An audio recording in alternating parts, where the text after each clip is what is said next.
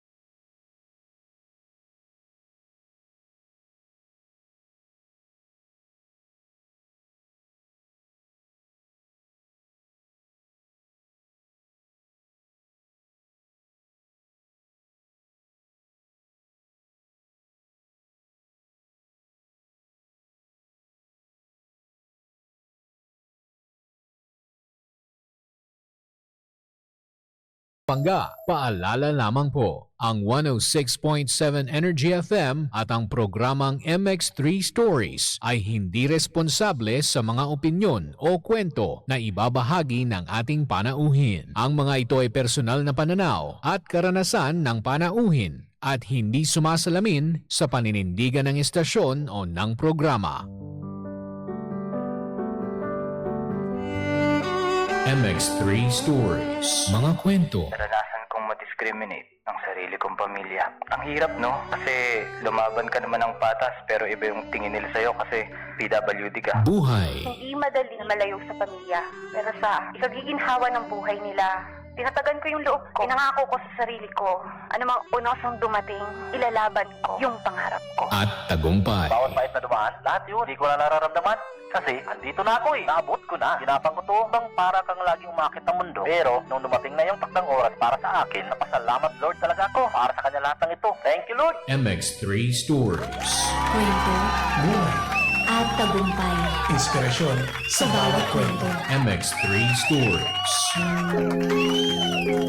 Mga bangga, sa programang ito, walang format ang success. Walang formula, Kanya-kanyang diskarte. kanya-kanyang tirada. Ito po ang MX3 Stories sa natin ng MX3. Dito ako, believe. Welcome to the show mga bangga. At naku partner, magandang hapon sa iyo. Magandang hapon din sa'yo, partner. At bago lahat, nais ko lang munang batiin ng happy birthday ang Police Captain Sir Ronan Carpio ng Zambales. Happy birthday. Happy birthday po. Ayan. Happy birthday! Kabuhay po kayo, sir. Ayan, at sana maimbitahan mo kami dyan. Okay? Hello. Paano? Partner, simulan na natin. Let's go. Simula at pangarap. Mga bangga, lumaki sa Makati City sa isang pamilyang salat sa buhay kung saan maagang natutong dumiskarte upang makatulong sa pamilya. Nagtitinda ng iba't ibang produkto, gumagawa ng assignments kapalit ng baon, at nagtatrabaho bilang babysitter habang nag-aaral. Sa kabila ng maraming paglipat ng kurso at pagkaantala sa pag-aaral, hindi niya binitawan ang pangarap hanggang sa makapagtapos ng kursong entrepreneurship noong 2023. Pagsubok at pagbangon. Mga bangga, naranasan niyang mabuntis habang nasa kolehiyo. Maging single mom sa loob ng mahigit 10 taon. At maloko sa pagtupad ng pangarap na makapagtrabaho sa UAE. Ngunit sa kanyang pagbabalik sa Pilipinas, natagpuan niya ang mas mahalagang direksyon, ang mas malalim na relasyon sa Diyos na naging daan sa pagbangon at sa muling pagkabuo ng kanyang pamilya sa pamamagitan ng pananampalataya. Gabay at pundasyon. Ngayon ay isa na siyang coach, trainer, entrepreneur at event host na ginagamit ang kanyang talento upang magbigay inspirasyon sa iba. Higit sa anumang profesional na tagumpay, ipinagmamalaki niya ang isang pamilyang muling pinagbuklod ng Diyos at ang buhay na nakasentro kay Kristo. Sandigang banal na salita. And we know that in all things, God works for the good of those who love Him, who have been called according to His purpose. Mga bangga, ang mga luha at sakit ng kahapon naging bahagi ng mas magandang kinabukasan ngayon. Makasama natin ngayon si Ellie Tablada. Magandang hapon po and welcome to the show, Ellie. Yes, Ellie! Hello, hello mga kapangga. Good afternoon. Yeah. And of course, napakagandang DJ Sheena and gwapong Ay, DJ naka. Jimbo. syempre. Ayun, oh. Don't mention it. Maliit na bagay. Hindi, joke. Hindi. Magandang hapon sir. At kamusta ka, Ellie? Ay, ngayon. Kanina ang aga ko, no? Pero Okay lang kasi ikaw ay taga... Bacoor na ngayon. Bacoor. For like more than 10 years, nasa Bacoor, Cavite na Tagal po na, kami. No? Pero yun nga, just like what you mentioned, lumaki talaga ako sa Makati. Makati. Makati. Saan sa Makati kayo? Barangay Singkamas kami, malapit sa circuit if you're familiar. Ito yung sa yung karerahan ng mga kabayo PRC noon. before, yes. Oh. Ay, mukhang nagagawi ka doon, DJ Jimbo. Actually, ako yung hinete. Hindi, charot. Nagpupunta kasi kami dyan ni Kapitana Sisa dahil meron kaming huli kapangga. So, maraming dyan, mga taxi driver na tumatambay. May kainan doon sa gilid eh. Opo. So, until now yata meron pa rin eh. So, yun, kilala namin. Ito yung merong statue na ulo ng kabayo eh. Di ba? Yes, po. Sa PRC. Ayan. Yun. Ayun. Ako, kamusta naman ang iyong kabataan? Oo, actually no, yung childhood years ko, habang ginagawa ko nga tong story ko, binabalikan ko siya. Parang it's a mixed emotion eh. So, yung childhood ko, dun nga sa Makati, no, my father is a carpenter, so hindi permanent yung work niya. And then yung mother ko naman is naglalabada. So, based doon pa lang, no, so makikita na yung life namin is hindi marangya. So, simpleng buhay na pamilya. And we're 4 girls. So, pangalawa ako sa panganay. And then, yung childhood ko, very colorful. Kasi baka, hindi, not sure sa edad nyo, baka mga 90s, yung mga yan ang mga era ng we're in, no? Talaga namang, ang mga laro natin nasa kalsada pa, di ba? Wala Correct. pang cellphone eh. So, Wala, oo. lots of explorations and challenges. And then, mahilig ako nung bata ako, naalala ko na parang yung mic, yung yung brush or suklay, ginagawa ko siyang mic. So para akong reporter. Yan ang mga naalala kong ginagawa. Bakit ko. ano ba ang pangarap mo nung ikaw ay bata pa? Anong gusto mong maging? Sa totoo lang, ewan ko kung maraming makaka-relate, pero nung bata ako, parang ang dami kong gustong gawin eh. Parang until now, no? So parang gusto kong maging reporter, maging newscaster, tapos in-imagine ko din yung sarili ko na parang boss ako sa isang company. Oh. So, and then may times din na parang, ayan, sorry na, baka maging radio DJ din. Okay. Ayan. Sino Kasi syempre, alam mo, partner, yung mga ganito ba't tayo na gusto natin maging newscaster, meron kang sino nag-impluensya or sino bang sa pamilya nyo na merong naging ganitong trabaho? Wala eh. Kasi sa larangan yung pagsasalita, parang wala sa pamilya po namin. Siguro doon ko na-realize kasi naalala ko din nung bata ako. Di ba parang yung talent, pag sinabing talent, either magaling kang sumayaw, Kumanta. Oo, kumanta, di ba? Tapos matalino ka sa school, di ba? Honor ka. Pero parang wala ako doon sa lahat. So parang bata pa lang ako, parang feeling ko wala akong talent. So bida-bida ako, padaldal. Pero yung talagang talent na sinasabi nila na parang, ay, okay. Parang gusto ko lang mag-join, pero hindi talaga ako nag-stand out. So bukod doon sa yung paghawak mo ng sukli na ginagawa mo, may iba ka pang gustong maging, iba kasi, di ba, yung mga kabataan, Maging gusto doktor, maging nurse, ganyan. maging lahat eh. Oo, yun naman common. Doctor, Oo. teacher. Oo, common yan eh, Ayan, oo. hindi eh. So parang, bata pa pala ako nakita, yun na, may pinakita na yung pagsasalita talaga yung gift sa akin ni Oo. Lord na Ang medyo galing, matagal. Kasi madalas nga pag bata, parang yun lang pagpipilian. Gusto ko maging police, maging doktor, teacher. No, pero ikaw, gusto mo yung nagsasalita. Yes. Alam mo kung bakit? Siguro, alam mo, ako, eto parang baka pares kami na experience. Kasi nung bata rin ako, talagang yung madaldal kasi ako. So, kadalasan sa mga napapanood natin sa TV, di ba? Di ba, wala pa naman cellphone nun. Nakatutok tayo sa TV, nakikita natin, ang galing nito, paano kaya to? Malamang na-impluensyahan ka sa panonood mo rin sa TV at pagiging madaldal, literal. Ganun talaga. May hilig sa kalaro, ganyan. No?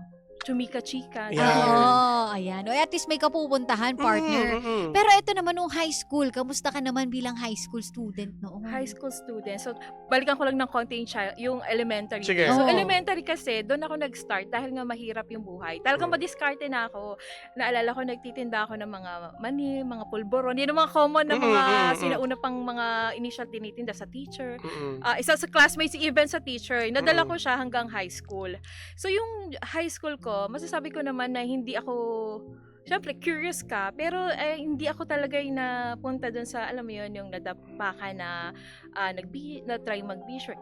Oo, hindi ka na ano sa masamang Oo, tropa yung mga landas, Hindi, no? praise God. Kasi yung mga Tuloy-tuloy. kaibigan ko, saktong ano lang, chika-chika, ganyan, mga girls kami. Shout out sa kulit girls. Barkada May grupo ko nung- kayo, Oo, di ba? Uso Oo, din yung mga ganyan. May mm. mga pangapangalan. So, yun yung barkada ng girls. Ay, normal na teenage years. Paano yun? Halimbawa, di ba nabanggit mo, ikaw ay nagtitinda, bata ka pa lang, hanggang sa dinala mo ng high school. Paano nung elementary days mo, nagtitinda ka, hindi ka ba nahiya? Siyempre, yung mga estudyante o kaklase mo, magtatanong, ba't ka nagtitinda? Ganon. Ikaw ba mismo ang nag-volunteer o nagsabi sa magulang mo, gusto kong magtinda sa mga kaklase ko?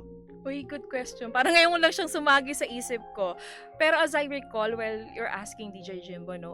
Parang ako lang yung kusa. Kasi nga parang kailangang pambaon, ganyan. Tapos, aside from that, ang dami ko na palang racket. Ngayon ko naalala, bata pa ako, gumagawa ko ng assignment ng mga klase ko, mga tula. Tapos, sorry na, alam ko mali. Minsan, pinapakopya ko sila sa sa exam. Oh, sorry. Pero nangyayari pala, no? Kasi Totoo. sa pelikula kasi may ganyan. Eh. Sa Oo. totoong buhay, talagang literal meron talaga. Rarakiti mo talaga lahat, ano? Parang siya.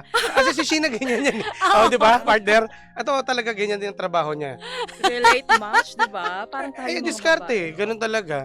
Oh, kumbaga, Diba? bata pa lang. Tsaka Batak meron na rin talagang ibang gumagawa. Totoo. Tsaka, no? kumbaga, bilang bata pa, kumbaga, ano na siya hubog na Oo. sa ganitong nangyayari sa buhay, Sabi no? nga sa meme, no, advance na mag-isip. Oo. Diba? Naisip niya kagad, Padiskarte. saan ba ako kukuha ng budget? Galing, ha? At least, tsaka noon, no, uso pa yun, mga drawing. Buti hindi ka pa umantong sa ganun, yung mga drawings ibebenta. Ay, wala akong talent din sa Yun drawing. nga, Eh. kasi Assignment, oo, Okay. mga ano lang. Lahat ng subject, kaya mo, math, Hindi ganun. naman lahat. Ano yung mga- Saktong talino lang naman Mga tao din. essay. Oo, may Oo. mga ano ganyan. Ayan. Galing. Magkano ang singil mo nun? Hindi ko mga siguro 5 pesos. Malaki na nung araw yan. Oo, bigyan ka Oo. lang ng sandwich, alam mo yun. Oo. Anything that they can give, wala naman talagang presyo. Galing. So, grabe. Diskarte. Oo. Diskarte talaga. At saka Kaya, naitawid mo hanggang high school. Oo. Ibang Ano? level na siguro yan. Oh, yes. Ano na tinitinda mo? May mga suman na, parang sari-sari na, even sa college kung anong pwede. Naalala ko parang may kinukuha din ako sa Divisoria, ganyan. Hanggang nung nag-work nga ako, actually dala-dala ko pa rin siya. So, Galing. Negosyante talaga. Diskarte. Kung Pero, ano. Naniniwala ko na merong mga tao na pinanganak na may angking charm na talaga sa pagtitinde. Kasi merong mga taong marunong naman magtinda pero walang charm, Oo. no? Siguro ma-PR ka kasi madaldal. Oo. Sakto lang. Nagamit mo siguro. Siguro po, yung sa daldal or sa curiosity ko din, ganyan. And yun nga yung mindset na alam kong I have to do this kasi nga kailangan asahan ko rin yung sarili ko, hindi lang yung magulang ko, parang tulong din. Ano sabi ng magulang mo? Never ka bang tinanong na, ba't mo ginagawa to, anak? Dapat nag-aaral ka. Kasi iba yung kasing nagninegosyo ka, napapabayaan mo yung, yung pag-aaral mo eh. Parang naging normal kasi yung nanay ko ganun din eh. Pinilit Oo, ka ba nila? Or Hindi naman po. ikaw kusa talaga? Opo, kusa lang ako. And then, nung third year po ata ako nag-babysitter naman ako. So, may anak ng isang lawyer yung inalagaan. Sa lugar din niyo sa Makati? Opo, sa Makati din po. O, diba? Akala ko sa ibang bansa lang din ang mga babysitter. Babysitter. Tsaka, ang hirap na paano napagsasabay yung Oo. pag-aaral? Paano ka nakakapagsagot pa ng assignments mo, Oo. projects mo? Siguro po hindi ko talaga na rin exactly maalala, no? Pero talagang God's grace kung babalikan ko. And siguro, kasi medyo mabait din po yung naging amo ko eh. So may times talaga na they will allow me na pumasok, tas kung may mga assignments, ganyan. And then, yun nga, yung the rest of my time is pag-aalaga po dun sa bata. So, eto, nung nag-aalaga ka, balita ko rin nagpalipat-lipat ka ng kurso. Ano ang nangyari dun? Opo, ito naman yung college days ko na. So, 4 courses yung na-take ko. Apat. Oh, grabe, di ba? Kukulang nilang doctorate Oo. degree level na tayo. O baka 4 na beses eh. Oo. So, kasi nung nag-college ako, sa PUP Taguig po ako, I took BS Mechanical Engineering. Hindi ko inasahan pang matatalino at masisipag pala yun kasi Oo. puro math. Oo. So, ang tatalino ng mga classmates ko. Ako, saktuhan nga lang. Mm-mm. So, parang first sem lang ako. Tapos sabi ko, naku, hindi ko nakakayanin. Mag-shift na ako. So, then from there, nag-stop muna ako ng isang sem. Tapos, the following year na ako nag-shift ng BS Secondary Education. Kasi before nun, yun yung nagbo-boom na kailangan call center, yung English, Yes, ganyan. So, may impluensya na ng ganon. So, sabi ko, mukhang okay to. So, pwede ako mag-call center. Yes. And pwede din akong mag-teacher if ever. So, may options ako. Mm-mm. And, ayun na nga, nagmahal at Ah. umibig at nagbunga. Nagbunga. Oo, nagbunga siya. So, yung panganay namin, that was 2009. So, second year college ako. So, I have to stop. Yun nga. And then, syempre, pag nanay ka na, may responsibilities ka na, may obligation. So, iba na. Paano naman nung nalaman ng magulang mo? Siyempre, ang mga magulang natin may pangarap eh. Mga pangarap sa atin, Oo.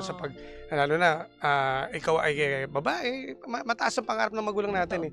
Ano naging reaction ng parents mo nung nalaman nilang ikaw ay nabuntis? Ito na. Ayan na. Ito na ang medyo emotional. Syempre, yun nga, kasi nga, yung term na ambisyosa, yung marami kang pangarap kasi nga alam mo yung hirap ng buhay. Yes.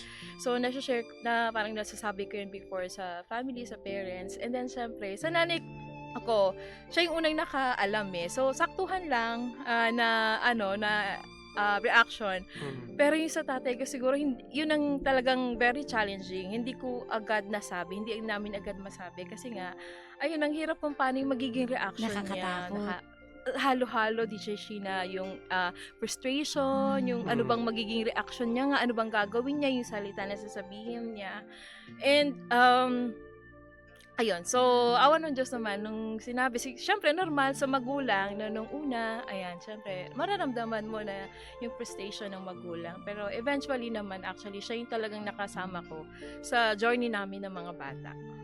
Sinabi mo siya matagal? Siguro, Buwan ba? Taon? parang ganoon, buwan siguro. Pero ang hirap din Or no, weeks. partner. Kumbaga, ikaw, syempre, nag-aaral ka. So, eto bang mga panahon na to, naisip mo, ano ba yung, paano ko itutuloy? Itutuloy ko pa ba yung pag-aaral? Or syempre, mahihinto yung tulad nga na sinabi mo, Correct. may responsibilities na. Saka kumuha ng lakas ng loob. Ayun, siguro kasi nga may responsibilities na. So, syempre yung question nila, paano na yung pag-aaral ko? Kasi tinutulungan din po kami ng mga kamag-anak namin. So, blessed din naman kami, may mga kamag-anak kami ganun. So, yun isa pa palang parang medyo naging burden sa akin kung paano din sasabihin sa kanila. Syempre, they're expecting na, yan, nag-aaral siya, ganyan, makakatapos siya. So, ako siguro nung time na yun, nung inisip ko na lang kung paano na yung magiging buhay namin. Syempre, may bata na cargo namin, na responsibility na binigay ni Lord. Alam mo, partner, kadalasan, parang yun yung madalas na maitatanong natin sa sarili pag nagkaroon ng problema na, paano ko itutuloy? Ano yung first step? Ito, matapos yung pinagdaanan mo doon sa area yan ng buhay mo, ano yung unang-unang step na ginawa mo para makabangon? Siguro, nung nanganak kasi ako, parang nag-work, after few months, nag-work din agad ako. Kasi bata pa nga ako, sanay na akong magtrabaho, ganyan. So, lagi kong iniisip na kailangan lalo na ngayon, may umaasa na sa akin, sa amin, na hindi na lang sa akin yon, hindi na lang ako, kundi yon, may responsibilidad na talagang nakaakibat doon. So, trabaho kagad, no? After few months. Kasi CS, cesarean ako, so medyo konting pahinga din, work. Ano naging trabaho mo? Ang naging work ko, 2009. Parang bigla ako na, mommy brain! Siguro, ang mga, nag-try ako yan sa call center, ganyan, na may mga dep store, ganyan, sales lady. So, actually, nung nire-recall ko nga pala, yung mga naging work ko din, frontliner talaga ako, customer service, sumaharap sa tao. Siguro kaya daldal ko Kung may talaga. connection pa rin sa Oh, yes, pangarap mo. No? opo. Pero paano mo na-handle yan? Kasi syempre, di ba pag mga call center, BPO, ibang oras yan. So, paano mo na-handle yung pag-aalaga sa bata? The good thing is yung father ko is talagang very helpful siya nung season na yon. Yan nialagaan niya yung unang anak, yung unang apo pa lang niya, no. So, yon talagang katuwang ko siya sa papalaki doon sa anak ko. Tapos yung mga kapatid ko, ganyan, nandiyan din sila nakaalalay. Kaya kahit hindi po perfecto yung pamilya namin, sobrang blessed ako na masasabi ko. Kasi kung hindi dahil din sa kanila, hindi ko siguro mairaraos yung season na baby sila, di ba? Bata pa talaga na ganun po. Tinuloy mo pa ba yung pag-aaral mo? Ayan. So, ito na uli. So, 2 courses na po yun, no? So, ayan, yung mommy brain niya naman. So, yes, I tried again, kahit na nga po may anak na ako. So, yung first pa lang po. So, sabi ko, gusto kong mag-aral. Andun talaga yung desire ko to really continue. Kasi nga, gusto ko din makita pa ng tatay ko na gagraduate ako. So, nag-apply ako sa PUP Open University. Shout out dyan sa mga batchmates, classmates, and schoolmates. So, there naman, ang kinuha ko is broadcast communication. Ito na. Nandito ka na. Feeling ko kasi, ito na kasing daldal ko, yung feeling ko, bagay ito sa akin. 2 courses pa lang kasi po noon, nung time namin. So, Broadcom, tapos entrepreneurship. So, Broadcom, aral. So, dito yung naalala ko talaga na nagko-call center ako dito. So, and then, ang hirap ng schedule. So, pagpapasok po ako talagang tulog ako, naantok talaga ako, hindi ko nag-grasp yung mga tinuturo ng professors namin. So, eventually, huminto din po ako. So, hindi rin talaga, aakma. Hindi pa ito, yung Yes, perfect. opo. So, nag-try ka pa uli ng isa pang kurso. Yan, ito na yung final natin. Ito naman is 2019. So, after how many years? Tagal Yes, din, More than 14, parang 14 years yung naging process ko, no? So, 2019, ito na talaga yung matindi na yung desire ko na, hindi. Medyo malaki na kasi yung mga bata. So, pwede nang iwan, hindi na sila yung parang baby na ganyan. Tapos, sabi ko, online. Tapos, hindi naman, parang naging blessing yung pandemic kasi naging purely online kami, no? So, Kalakasan nun, nung time ng pandemic. 2019 ako, tapos 2020, ayan na. So, purely online. So, somehow, kahit po nagwo-work ako, I'm a single mom, and then may mga side hustles, mga racket pa rin, di ba, hindi natatapos, is I was able to finish 2023 po yung PS Entrepreneurship po sa PUP Open University. Yung time na, ito nga, nabanggit mo na rin, ikaw yung naging single mom. So, ano nang ginawa mo? Kasi saan ka humugot na naman ng... Siyempre, panibagong challenge na naman to sa buhay natin dahil wala ka ng katuwang na, di ba, dahil nga para sa mga anak ninyo. Anong ginawa mo? At nagtanong ka ba sa ating Panginoon na ano ba nangyayari sa akin? Kasi, di ba, nung bata ka, hindi naman kayo pinalad at kapos sa pera, sa financial. Anong naging dasal mo? Actually, yun nga po, nung bata ko, parang gusto ko lang din magkaroon ng pamilya, syempre. Kasi yung family din namin, medyo broken din from time to time, yung nanay ko nawawala sa eksena. So, bilang na-experience ko yon, syempre, dream natin ng buong family. Siguro yung naging hugot ko doon, or naging inspirasyon din ko is, again, na yung buhay ko is hindi na lang para sa akin. And then, yung along the way, the journey namin is, may mga pinadala si Lord na mga tao, na katulong namin para yun, maka-move forward sa buhay. At eto nung nakuha mo na yung kurso, natapos mo na yung entrepreneurship, ano yung unang-unang ginawa mo? Eto ba, ikaw ba yung nakadiscover nitong bago mong trabaho o meron kang kakilala na, uy, itry mo to, ganyan? Kasi minsan talaga, partner, Minsan may ganun sa mga kaibigan natin, doon tayo naghikayat, naghikayat eh. Kasi di ba parang ikaw gusto mo dati maging broadcaster, ngayon na lipat na naman ng linyahan ka. Ayun, so yun nga, along the way kasi nung pag-aaral ko, nag-start na rin ako 2018, doon ko naalala na yung pag-host, ayan. Sabi ko, gusto kong ituloy ito. Kasi nagawa ko na siya before. So, dahil nga may responsibilities, naudlot siya. Tapos, I messaged someone, a mentor, na kung pwede niya ba akong turuan or mentor. And she became, of course, a very, very good friend and my mentor, my coach. And siya talaga yung, doon nag-start yung journey ko as an event host.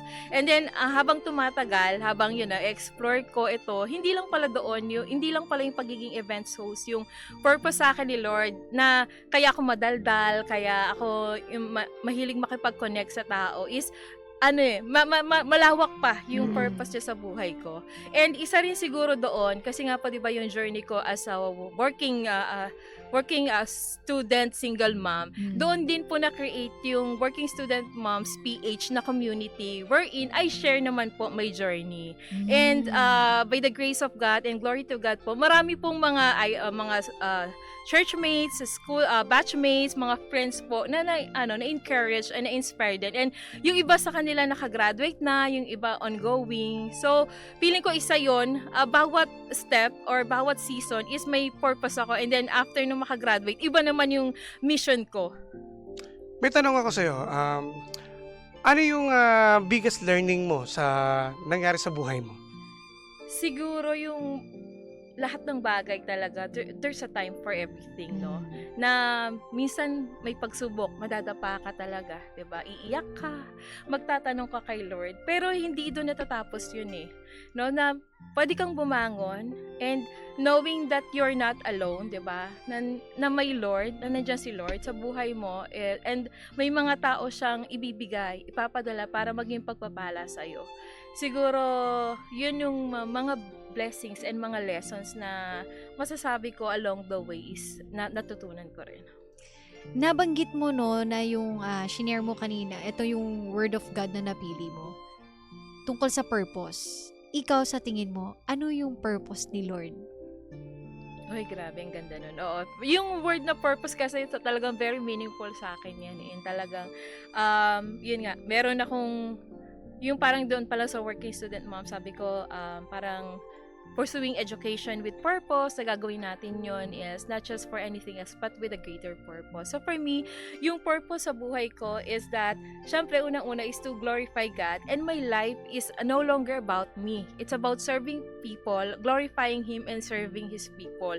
Regardless kung anong role mo, kasi ngayon talaga sobrang, ang dami pong, bilang nanay, bilang may full-time work pa po ako, may mga small businesses, tapos may mga side hustle. Multitasking Oo. ang datingan mo eh. Tapos may bagong role or mission na binigay si Lord. Ngayon naman po, dahil sa pagka-bida-bida ko, naging SPTA president sa school. So overall, president ng school. So sobrang laki din pong responsibilities and challenges. And lagi kong sinasabi kung ano po yung platform kung saan ka dinala ni Lord, may purpose lagi yan. And you have to hold on and use that platform for his purpose, na hindi dahil may title ka, hindi para makilala ka, hindi para may power ka, or for your own intention po.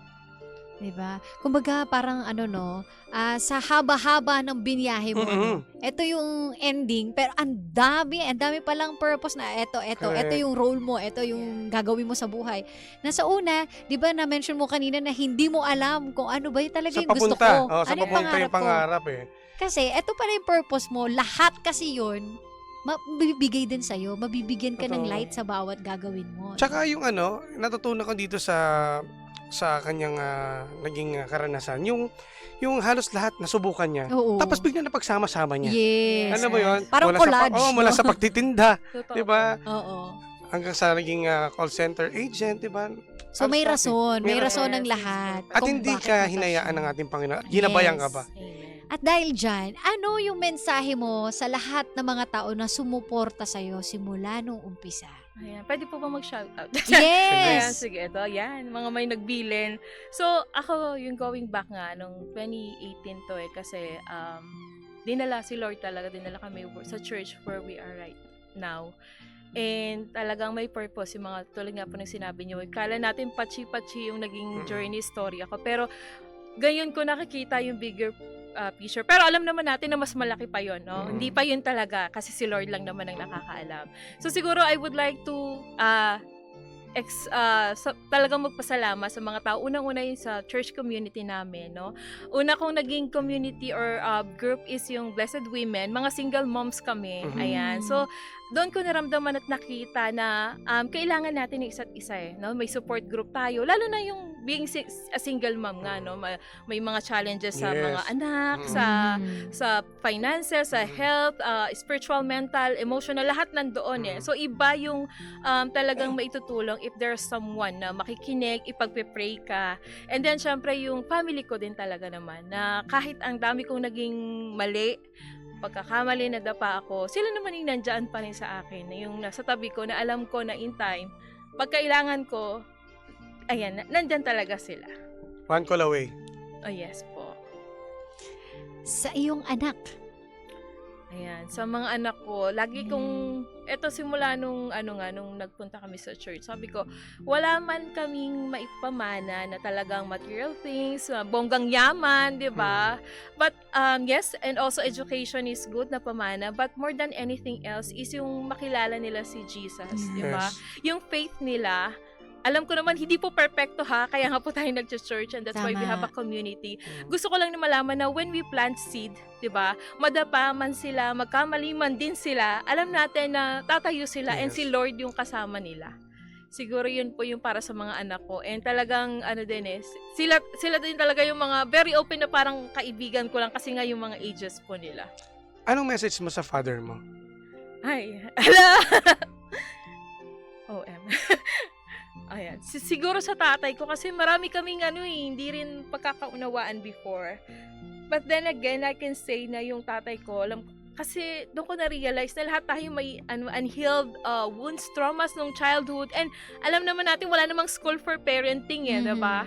So, alam ko na yung way niya, iba man ng sabi ng mahal niya kami, ganun. Pero alam namin kung gaano, or ramdam namin kung gaano niya kami kamahal at ka-supportive. Especially nga nung journey season ko na yung single mama ko na yung 2 anak ko, siya talaga yung kaagapay ko po. So, thank you so much. Hindi ko alam kung nanonood ka, pero may Facebook siya. Ayan, tapos nakita niya yung story ko before yung shinare ko. So, sobrang blessed ako sa tatay ko. Sa mother mo? Kay mama, ayan. Yung mama ko kasi siya para siya dalaga. Ayan, parang mahilig siyang magliwaliw. Pero syempre, nakita ko rin naman yung mga sacrifices niya, especially nung younger years namin. And same thing din, yung realization na hindi perfect ang buhay. And then yun nga, marami talaga silang mga pinagdaanan din. And hindi yung pagpapalaki din sa kanila. So, thank you din kasi bilang lola, bilang nanay, alam ko naman na mahal niya rin po kami. Ngayon, Eri, meron ka ng partner. Opo. Yan. Ano naman ang mensahe mo Yan. sa iyong partner in life? Okay. Actually po, yung partner po is, siya po yung father ng kids ko. So, after more than 10 years po. Wow! Talaga? After more, parang sabi ni Loy, parang, Panteleserye. yes. Oo. Ito po is, yun nga, after more than 10 years, na kahit, grabe yun parang, grabe talaga si Lord. Na Roller parang, coaster ride Oo. ito. hindi naman namin pinag-pray before we're praying for him, for his life, ganyan. Pero yung specific na sabi, Lord, na bumalik siya, hindi ko ma-recall talaga. Lagi kong sinasabi pag may nagtatanong na hindi ko pinag-pray na bumalik siya sa amin. Okay? Pero yung plano ni Lord talaga, sabi ko, it's just amazing na, yun nga, more than 10 years, meron palang healing and restoration. Pero take note po, hindi po perfect ang buhay namin kasi ang daming adjustment. Sa totoo lang, more than 10 years po kaming, di ba? Parang kinikilala pa uli namin yung mga sarili namin. Tapos, just January of this year, 2026, is we got married. Wow! Congrats. Congratulations. Ang galing, Talaga, plot twist Oo. ito. Talagang nakatutok sa inyo si God, no? Oo, Si no? Lord, no? Yes, and again, maraming salamat sa iyong kwento. And last, ano yung mensahe mo sa lahat ng mga single mom, no, na pareho rin ng iyong napagdaanan? Yes, ayan. So, more than 10 years, no, single mom. So, I know talaga yung struggle and challenges na minsan talaga gusto mo nang sumuko, diba? Mapapatanong ka, bakit? Maraming pains, maybe it with your partner. Ano man, regardless of the reason kung bakit ka naging single mom, know that God has a plan for you. May purpose kung bakit mo kailangan pagdaanan yan. Maybe ngayon, hindi mo pa makita, ang nakikita mo lang or nararamdaman mo lang yung hirap, yung pain, di ba? Yung struggles. But definitely, is darating yung time wherein papakita ni Lord yan. And very important is that find a support group. So kung hindi mo makita yun sa family mo, merong mga churches, may mga online groups wherein you can ask help, you can share your burdens, and who can pray for you. Yun. Grabe. Maraming salamat Salamat. sa iyo. At dahil dyan, tanggapin mo ang paghanga at pagkilala kay Ellie Tablada para sa pagbabahagi ng iyong kwento ng sakripisyo at tagumpay sa programang MX3 Stories na nagsilbing inspirasyon sa bawat pangga. Kasama ang aming mga puso at pasasalamat, DJ Jimbo and yours truly, DJ Sheena. Ito, para sa ito, Ellie. Maraming salamat. Thank you so much. Thank you po. Ito naman, para sa iyo. Oh, thank you Yes, so much. hatid naman sa atin ng MX3. Dito ako, believe. Ayan, baka may gusto kang, ito na, i-shoutout na yung mga kaibigan mo, pamilya, at mga kasama mo sa mga grupo. May group chat, may mga group, ano kayo page, no? Opo, ang dami Sige. po eh. Sige. po. So, unang-una salamat po, DJ Sheena, DJ Jimbo, Thank and you of din. course, Salamat. Energy FM. Thank you. Wag mo sabihing radio, Ay, sabihin mo energy. Nako, Ay! nako, teka. Talagang Oo. nagpapabida talaga ako, di ba? Eh, nanonood yung boss namin ngayon. Oo. Boss, mukhang... Sinabi- Oo. Inas ko nga, hiring po ba kayo? Yeah. Ayan, thank you MX3. Talagang si MX3 is ang partner, no, for bringing the good news for everyone. And syempre, unang-una sa lahat yan, thank you sa family ko, sa ate ko, sa mga kapatid ko, sa nanay ko, and sa tatay ko, and sa anak ko, sa asawa ko, ganyan. Kahit minsan may tampuhan, alam ko naman na wala. Binalik siya ni Lord for a purpose. And then, syempre, blessed women, shout out sa inyo dyan, ang aking mga single moms na community, ang aking victory group. Sabi ko, pinangako ko shout out din sa aming SPTA officers ng City of Bacoor or National High School, Georgetown. Ayan, sa mga co-officers ko, hello sa inyo dyan. And then, yung Kalya Negosyo, batchmates ko. And, ayan, baka may mga nakalimutan. Ayan, May mga Si nagpapashoutout Chini, ayan, tingnan nga na. Pwede po bang tumingin? Sige. May si Chini, of course. Sis, thank you so much. Ayan. Naku, hindi ko na alam. Si Mama Choi, ito. Ayan! Hello! Mga Oo. classmates ko naman yan sa soap baking. So, ang Oo. dami O, kong... diba, ang dami Meron- mong ganap talaga. Meron pa, Chanda. Ayan, si Ninang Chanda. Ayan. Oo. So, Connected Women, Cavite. Ang Ayan. dami community na baka may hindi ako Si Mildred. Ayan, Coach Mildred, sa mga life coaches naman na nakasama ko din, ayan, sa journey ko. Ayan, of course, Vivian Begonia, ang aking sister in faith, my mentor, my coach. Thank you so much. Kay KJ, kay Janina, and of course, kay Christine naman, Santo Domingo na ang aking very good friend when it comes sa pag-events naman. Ito, meron pa si Vicky and Riza. Ayan. Luna. Ayan. Ayan, Si ayan, Aaron ate. Lu. Ayan. Ang dami nila. Na- Sa lahat. Isang grupo, no? Oo, tsaka iba-iba siya ng ginagawa Oo. talaga. Ang dami kasing mga community po Oo. talaga. And ayan, sa Multi-Passionate Moms PH, sa Working Student Moms PH, ayan. So, sorry na ha, shout out, ayan, is Sa lahat Coach na daw. Aaron. O, ayan. Oo, lahat na yan. Ayan, wag na kayo magtampo, ha? Oo, lahat na pang lahat. Madami. Yes. And saan kanila pwedeng i-follow? Ayan. Ayan. So, recently, I offered or provided yung ating Speak with Purpose challenge. Ayan. So, kung isa yun din sa mga mission natin, no, to share their message and testimony. And then if you're interested and would like to follow me, Ellie Tablada lang po sa Facebook, you can search po. Yan. Ellie, maraming salamat Ellie. sa iyong kwento na talaga naman punong-puno ng inspirasyon. Yes, Palakpakan thank you natin so si much. Ellie. Thank you so much. Ay, nako makapangga. Siyempre, sa programang ito talaga makapangga, wala tayong format at siyempre lahat kahit magiging successful tayo lahat. Correct. Diba? Kanya-kanya tayong istorya ng inspirasyon. At walang formula yan, mga pangga, ha? Truly. Kaya naman ako abangan ulit sa susunod Panggana Thursday para na naman sa panibagong kwento. Correct. Ito po ang MX3 Stories. Sa sa atin ng MX3. Dito ako believe. Ako po ang inyong Jimbo Labog na Jimbo Luces DJ. Ako po si Jimbo. At ako naman ang nag-iisang pabebot na si Sheena. At ito po ang 106.7 Energy FM. Panggabog mong sabihing radyo. Sabihin mo, Energy!